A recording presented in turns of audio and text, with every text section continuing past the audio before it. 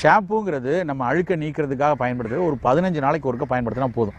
அதுவும் வந்து இயற்கையாக வீட்டிலேயே நல்ல பாசிப்பருப்பு மாவு, பூவந்தி கொட்டை இதெல்லாம் போட்டு, பூவந்தி காய்னு ஒரு காய் இருக்குது, அதுக்கு பேரே சோப்பு காய்னு கடையில் சொல்லுவாங்க. இந்த பூவந்தி காயை வச்சு அரைச்சி வச்சுக்கிட்டாலே அது நல்லா தலையை வந்து கிளீன்ஸ் பண்ணும்.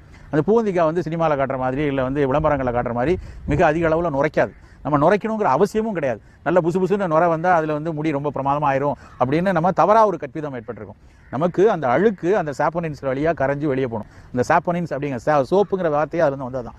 அந்த சாப்போனின்ஸ் வந்து நிறைய இருக்கிறது வந்து இந்த பூந்திக்காயில் இருக்குது. அது வந்து வெளியில் இருக்க கெமிக்கல் மாதிரி அதிக அளவில் புசு புசுன்னு நுரைக்காது. ஆனால் கொஞ்சமாக அந்த நுரைக்கிற தன்மையிலேயே அந்த தலைமுடியில் இருக்கிற ரொம்ப பிசுக்கு தன்மையும், மண்டை ஓட்டுக்கு மேலே இருக்கிற அந்த ஒட்டி இருக்கிற தோலில் ஒட்டி இருக்கிற அழுக்கு பொடுகு மாதிரி விஷயங்கள் வெளியே போயிடும். ஸோ அந்த பூவந்திக்காய், அந்த பாசிப்பருப்பு மாவு, அது மாதிரி சீகக்காய், தலைக்கு போது உடம்புக்கு போடும்போது பாசிப்பருப்பு மாவு போட்டுக்கலாம், தலைக்கு போடும்போது சீகக்காயில் கொஞ்சம் பூவந்திக்காய் சேர்த்து அதை வைத்தே தலைக்கு தேய்ச்சி குளிச்சா போதும். ஷாம்புக்கள், கெமிக்கல் ஷாம்புக்கள் அவசியம் இல்லை.